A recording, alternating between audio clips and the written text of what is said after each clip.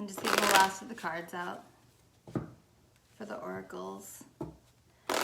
So I'm doing a reading for the new moon in Scorpio, which was last night.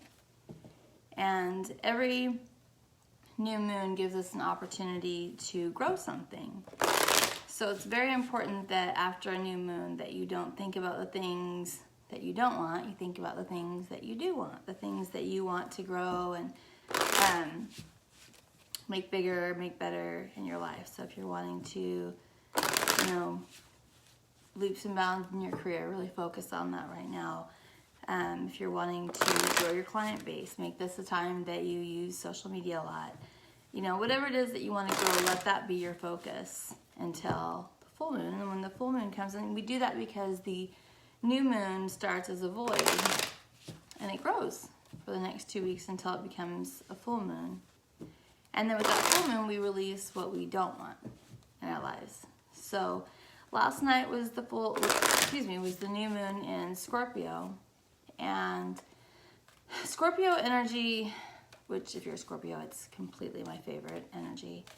I'm only 1 degree into Gemini, so I have a lot of Taurus energy, so it really is more my natural partner than Sagittarius is. Our natural partners or whatever is across the zodiac from us. It doesn't mean that's the person for us because we can have lots of synergy, but at any rate, I digress. Clearly a Gemini, I talk too much. But at any rate, what I'm asking is for Spirit to show me the energy for us to embrace after this new moon in Scorpio. And Scorpio, I started to tell you and got sidetracked, of course, is starts on October 22nd and goes through around November 22nd. And it is an energy of transformation.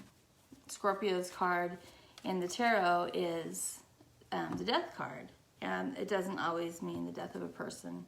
A few times it has for me, but in 6 years it's happened twice. So,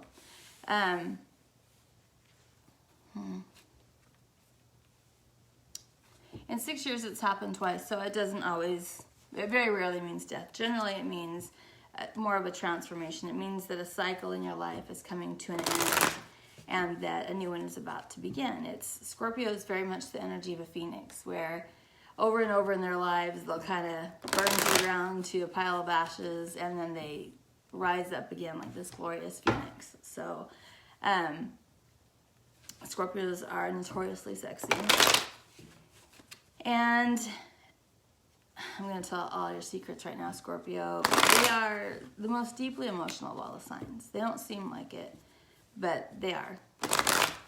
And they don't always show it because if anyone knows how deeply emotional they are, then it can make them vulnerable and they can get hurt. So they don't tend to show that to everyone. But they are a water sign. Cancer, Scorpio, and Pisces are all water signs. So, so they are ruled by their emotions.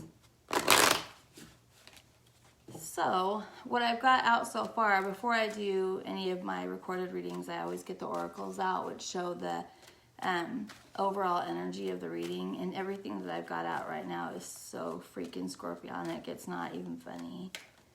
So we're going to get into it in just a second. And I'll talk to you a little bit about what's come out so far.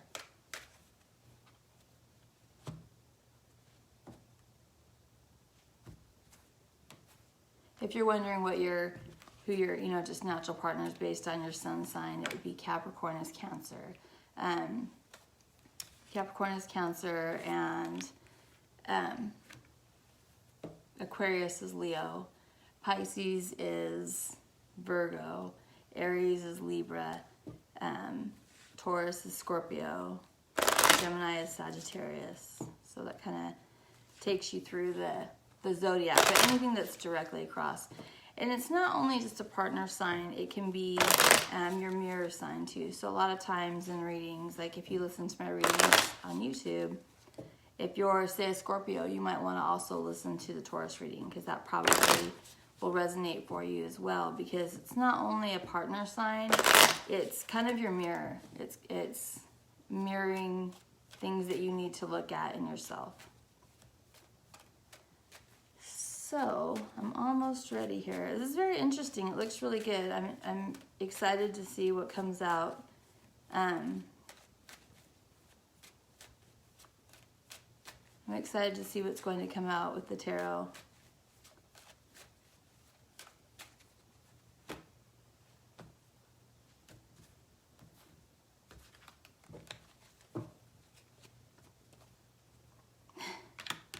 Of course it has to do with love. Of course, of course. Okay, so let me get my other deck straightened out while we talk for one more second. Actually, this is one of Scorpio's cards, is Judgment. Scorpio's tarot cards are the Tower, which is some unseen event coming along that sometimes it can be good, but nothing is ever the same after it happens, which Scorpios come into your life, you know that nothing is ever the same after a Scorpio comes into your life. They become a little addiction. The Emperor is also one of the cards for Scorpio, because Scorpio is ruled by Pluto, the planet of death and transformation, but also Mars. This is another Scorpio card, the Six of Cups, which kind of talks about how deeply emotional they are. Tower, Scorpio card. Seven of Cups is a Scorpio card as well. It's about confusion, options. A lot of times, confused thinking. Yeah, this is a Scorpio card too, the Five of Cups. Again, kind of a testament to how deeply emotional Scorpios can be. Scorpio is also part of the World card.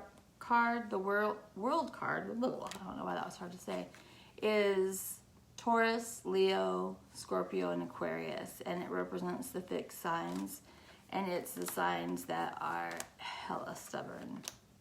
So if you know Scorpio, oh, here's your card, Scorpio, the Death card. All right, I'm ready. You guys ready?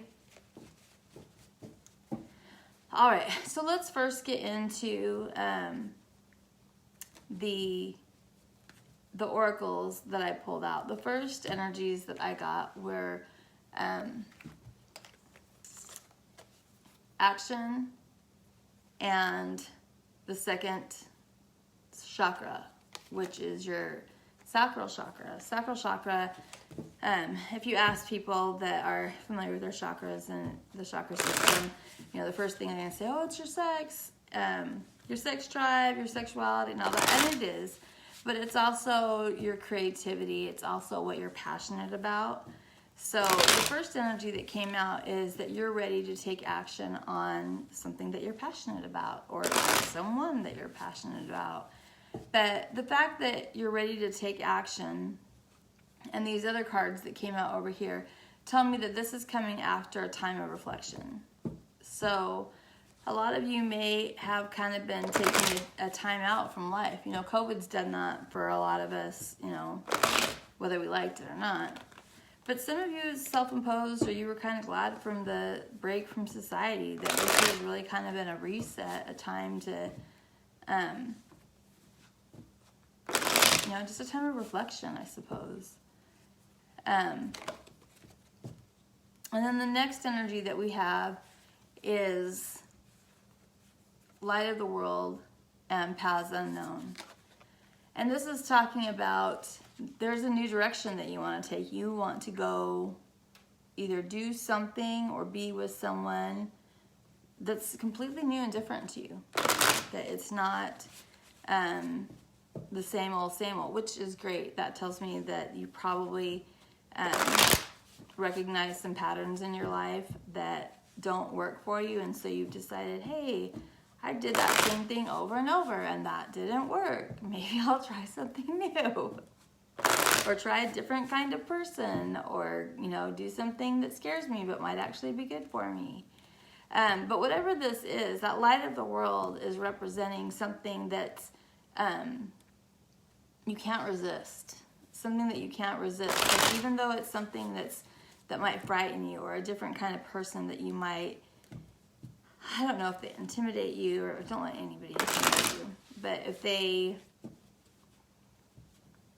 I don't know, if you're just not used to this type of person, or if it's a kind of job that's completely different than what you've done in the past, or whatever it is, it's something where there's a little bit of hesitation, but you still can't resist it. It's like this path is just, blown up with beautiful lights, and you can't help but go down it. That there's just something in you that's like, yep, that's where I want to go. And then to add to the Scorpio energy here, we have the birth card and the initiation at the Count Saint Germain. The initiation at the Count Saint Germain is about becoming a student. It's about learning. And birth is very Scorpionic in that Scorpios are constantly being reborn. Like I told you, like the phoenix rising from the ashes. That's just the nature of a Scorpio, is to just, I guarantee you, if you see one that looks like, nothing's going their way, the universe is probably just breaking them down so they can make them stronger and better. So give them a minute. They'll rise up. The next energy is the one that we have that reminds me of, that makes me think that there's been a time of introspection, or a time that you've really been purposely isolated. And I don't mean isolated from your family, if you have kids or a spouse or whatever it is, but that you've just taken a step back from anything that isn't necessary in your life. And that's this desert energy. And the card actually says solitary on it. But then we have this outer core, and you see this woman emerging from the water. And don't get caught up on gender. It doesn't have to be a woman. It can be a man or a woman. But it's coming out of this time of being solitary, of being isolated, and being renewed. She's coming out of that water. She's fresh. She's new again. And I think that during this time period, the next cards that I got were forgiveness and gratitude. And the energy that I was picking up from them, I think for the most of you, is forgiving yourself. Is recognizing that, yeah, you might have made mistakes. But if you've made amends for them, if there's something that you need to do to make them right, if there's anything that you need to do to fix this situation, because sometimes just saying I'm sorry just isn't enough. If there's something you need to do, be it, financially, emotionally, whatever it is, if you've done that and you've learned the lesson for it, it's time to forgive yourself. And in addition to forgiving yourself for that happening, when you recognize the lesson, being grateful for the lesson, because now what you need to do so that that doesn't happen again is you need to integrate that lesson into your life so that it just becomes a part of who you are, and that you know not to repeat that same situation. And then we have acceptance and recovery. So this is you accepting, yep, that's what happened. I took some time. I was reflective about it. I found the lesson. I've made amends. I'm grateful for the lesson. I'm integrating it into my life. And then, boom, we go straight into recovery. So that's fan-freaking-tastic. And I think for some of you, this has hurt some of your love relationships. Not all of you, but for some of you, especially if you're not married, if you're single, it may have really,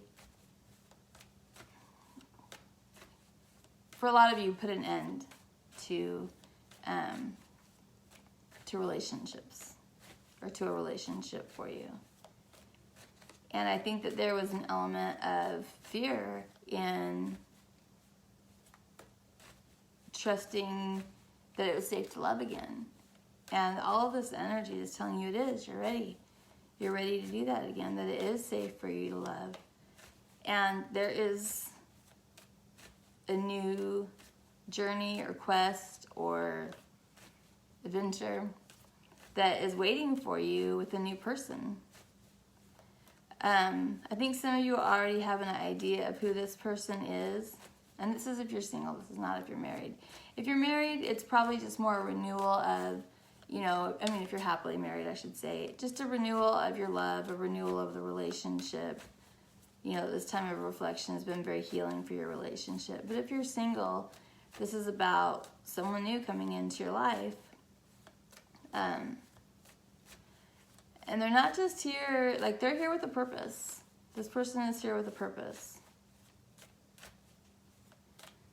So then I drew cards from the Gaia deck, and I got Father, who's similar to the Emperor in the regular standard tarot.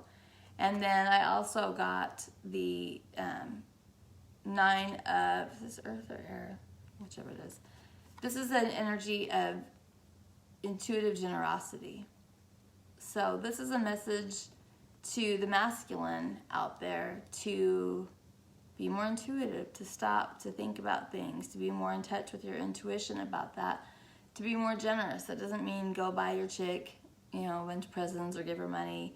It means to be generous with your emotions, generous in the way that you share emotions, to be more intuitive, to talk more, to try to understand more. So that was that energy that was directed specifically towards the masculine. And as, if these things have been happening in your life, if this is resonating for you, then we've got 2 of water and abundance from the Gaia deck. 2 of water is 2 of cups. It's love. It's divine love and abundance of it. Who's not here for that, right? I'm here for it. So let's go ahead and get a story from tarot. Because this is a group reading or a live reading or whoever can see it, it'll draw on a lot of different energies. So it may or may not resonate for you, but when I do general readings or group readings, if it's not resonating for you personally, I encourage people to consider it as a parable, like a lesson, and just take the lesson from the story. If it's not your story, still find the lesson in it and enjoy it. Because why not?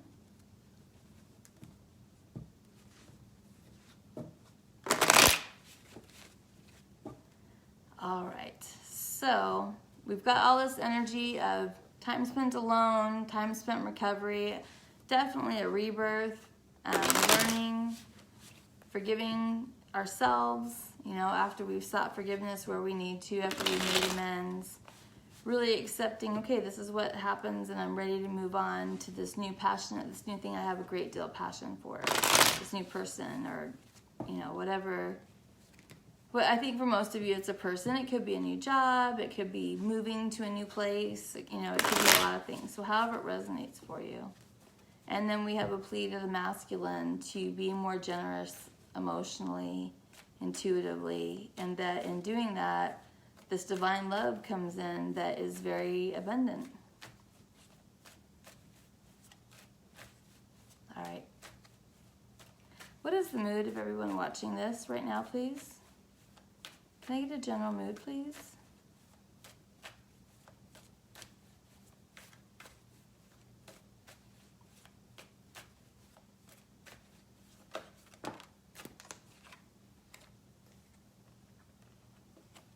Talking about secrets, talking about things that have been hidden previously. So we have the 8 of Wands, and then we have the Moon in reverse. The Moon is Pisces energy and Cancer energy, and it represents what's hidden. It represents secrets. It can represent things that are toxic, things that you don't want seen in the light of day.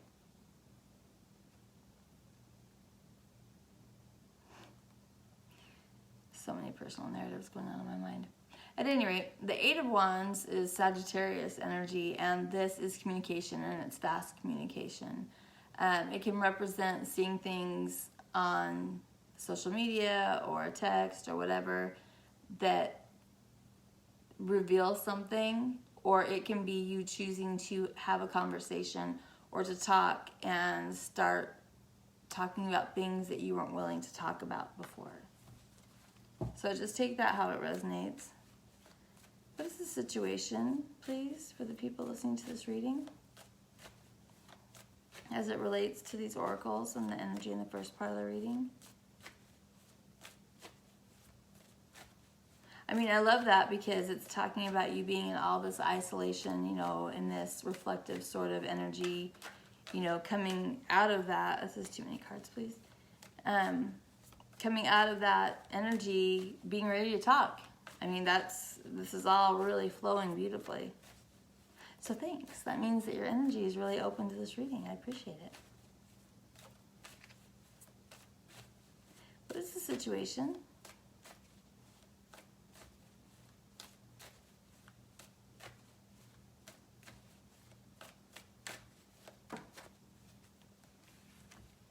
Oh. Page of Swords and the Nine of Swords. Page of Swords is Gemini energy. It's a younger energy. It's a learning energy. All the pages are students. They can be seen as younger energies at times, but usually I see them as a student. Page of Swords is collecting information. Sometimes he's my stalker card.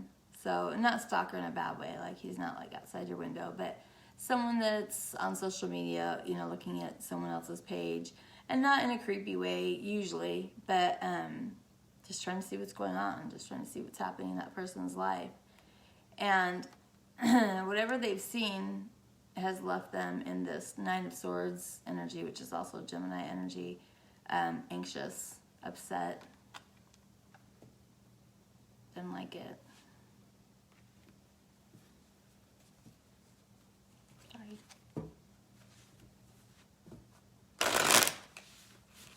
You stayed quiet about whatever it is, but you're starting to feel better. For some of you, this might be a pattern in your life that happens over and over that keeps you stuck. And I think you're starting to see you don't want to walk that path anymore. That it just, you know, you're still in it. You're still willing to love. You're still willing to take a chance, but you're tired of being wounded. You know, you're not the same soldier as when you first came out of boot camp. You're kind of, you know, limping into the barracks at night.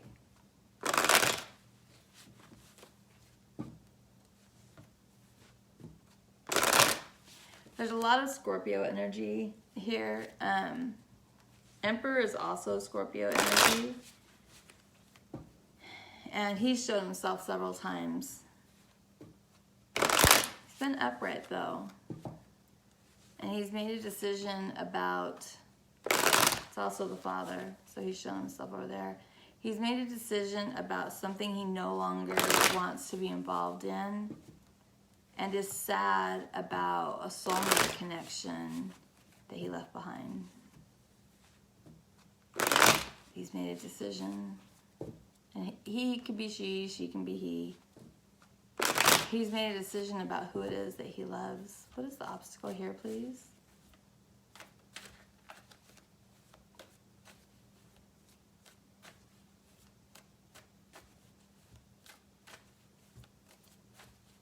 I haven't seen, oh, here we go. What is the obstacle? So we have the Page of Wands and the Knight of Cups in reverse. The Page of Wands is wanting to say something passionately, wanting to say something, wanting to speak on something. The Knight of Cups, when he's upright, is coming towards somebody with an offer. You know, it can be an offer of love usually. But these two cards together, being the obstacle, are really wanting to say it, but not saying it. My dudes, what are you doing? Why are you being a chicken butt? Don't be a chicken butt. Tell me more about the obstacle, please. Feeling undeserving of this? masculines are really not feeling deserving.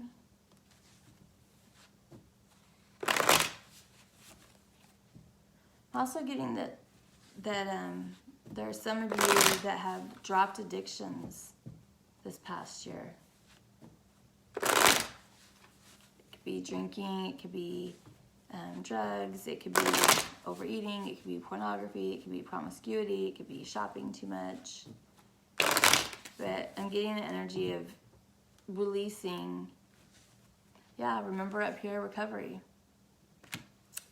Yeah, baby, that's what's up.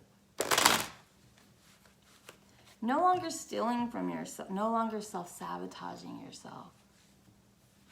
Yeah. Yeah. Tell me more about this obstacle, please.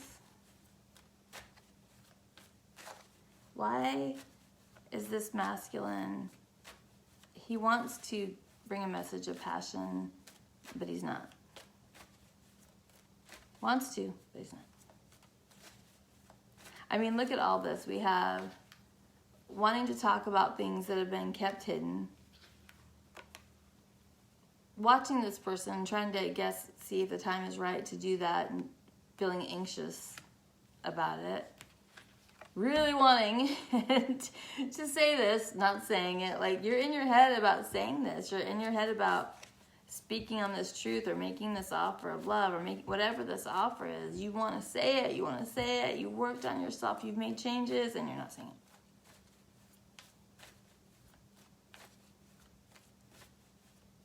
Did you guys ever see that South Park? It was actually about Mormons, which is probably why I thought it was funny because I'm LDS. I mean, I'm obviously my own flavor of LDS. But it was about Mormons, and they were making fun of them, and they're Mormon. Well, they were raised Mormon. But I think they still have an affinity for LDS people. But they were talking about it, and they made up this song called Dum Dum Dum Dum Dum Dum Dum Dum Dum. And whenever I see this, whenever I see, like, you've done the work, you've made the changes, you're better than you were before, you're different, you're new again, you want to talk about things that you didn't talk about before, you know, but no, you're going to stay stuck, but no, I really, really want to talk about it, but you're not. And I start hearing that song from South Park. Dum dum dum dum dum dum dum. Say what you need to say. Remember that John Mayer song? Say what you need to say. Worst thing that happens is you stay right where you are. Okay, well, you're already there. Tell me more about this obstacle, please. Why is this an obstacle?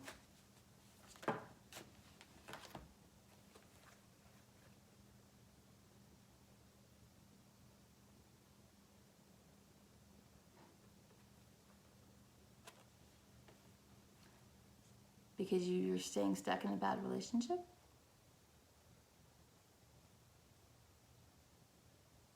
You're in a bad relationship that you don't want to move away from? Ten of Pentacles is a... I'm totally gonna sneeze.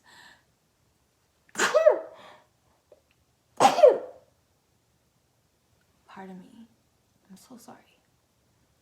Oh my goodness. Okay, sorry. So, Ten of Pentacles is house, home, family, all those stability, all those types of things. And you're wanting to hold on to it. And see how he's like holding on to that. But it's only 4 pentacles. The goal is 10 pentacles, but you're holding on to it and it only feels like 4 pentacles. And then we have the 4 of Wands. When it's upright, this is marriage, happy family, foundation, all that good stuff. In reverse, this is a bad marriage or bad relationship. So this is you staying in a situation that's supposed to be 10 of Pentacles, but it's not. It's 4, but you're holding on to it because you're afraid that you won't get anything else. And you can't get anything better if you're holding on. See how he's got one balanced on his head, he's got 2 under his feet, he's holding one. If he moves, you know, he's going to take the risk of losing those. But he can't put his arms out for more because he's holding on so tight to 4 when the goal's 10. No one's ever going to be happy at 4. Does he look happy? No, he does not look happy. So this is this person staying in a bad relationship that's not what it's supposed to be. Bad marriage, bad relationship, bad whatever it is. So how is this person going to overcome this obstacle?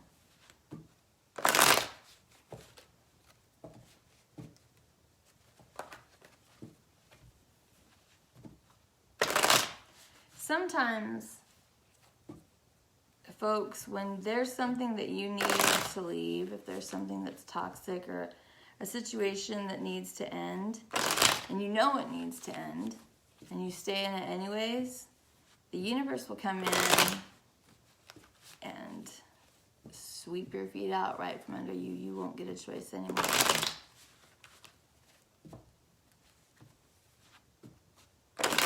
So you can do it on your terms, or you can let the universe handle it. And the universe isn't always super sweet about it. What is the energy that this person will use to overcome this obstacle?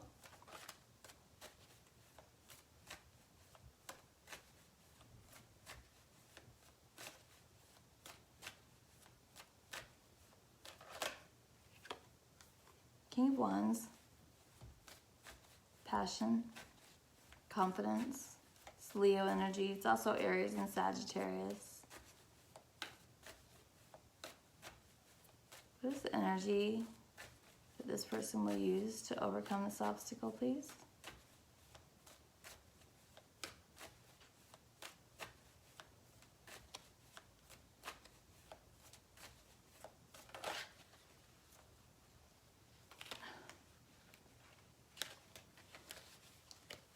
Awkward. Okay, so we have the Seven of Pentacles, Taurus energy, and the Star card, which is Aquarius energy. The Star card for me is a dream that your wish. A dream is a wish that your heart makes. Remember that song from Cinderella? That's what I always think, because it's the star, it's the dream card, it's everything you want, it's healing, it's a wish come true.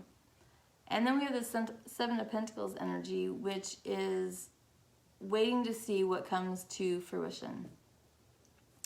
So, King, Mr. Kingling,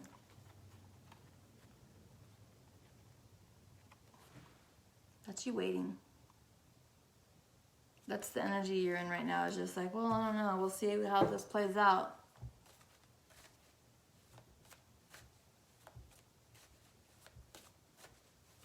If you're the one that's in this situation that you need to get out of so that you can go after something better, you're the one that needs to do that. This other person can't do anything about it. They can't interfere with your relationship. And if they do try to interfere with your relationship, that's not a person you want anyways. That's shady. For someone to come in, whether you're married or not, I don't care. If you're in a committed relationship, married, you know, boyfriend, girlfriend, whatever, and another person is aware that you're in a committed situation and they try to come in and take it apart, that's a crappy person. So whoever this person is that's in this situation who thinks they're just going to wait and their dream's going to come true, what are you smoking?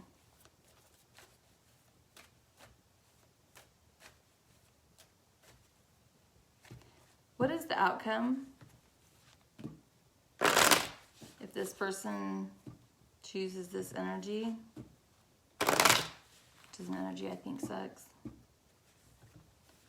What happens if this person chooses this energy of waiting? It might also be, you know, an energy of remaining hopeful, but truly, you know, there's no action cards here. There's nothing here to say that you're getting up and moving. And if you spent all this time in reflection and doing this internal work and all of that, you know, this could also be about a job or a promotion. So my question was, what happens when they stay in this energy? Ace of Cups in reverse. No love for you. No divine love for you. Sorry. Sorry. If this is about a job, this could be you being too afraid to move on to something that's better for you. Just, you know, I know what this is. I'll stay here. I'm not happy, but I'm just going to stay here because this isn't scary. This is what I know. But having this card here with it too, this unstable foundation, tells me that maybe Spirit wants you to move on because you need to.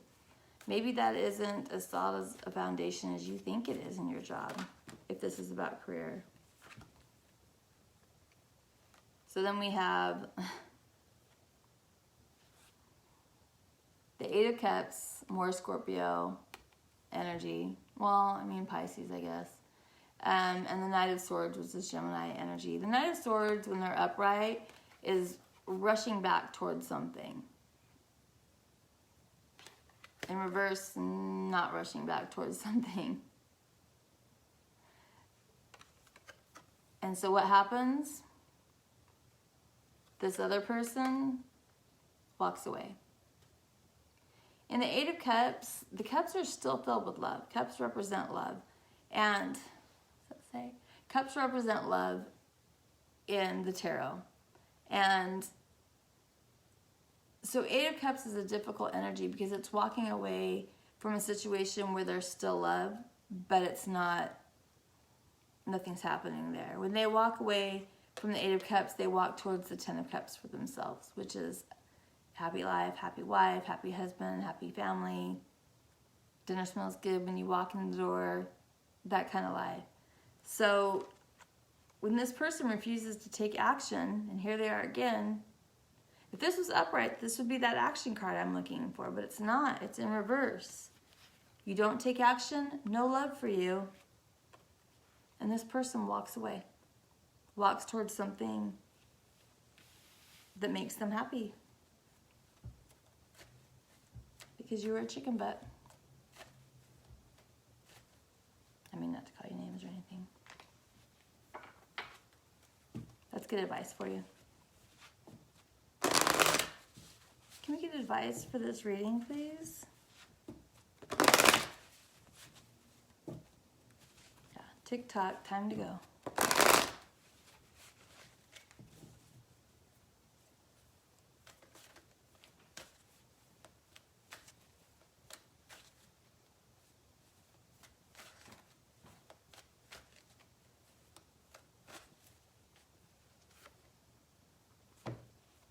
Unfinished symphony. This will haunt you forever. If you don't take this action and you let this person walk away, this will forever be your unfinished symphony.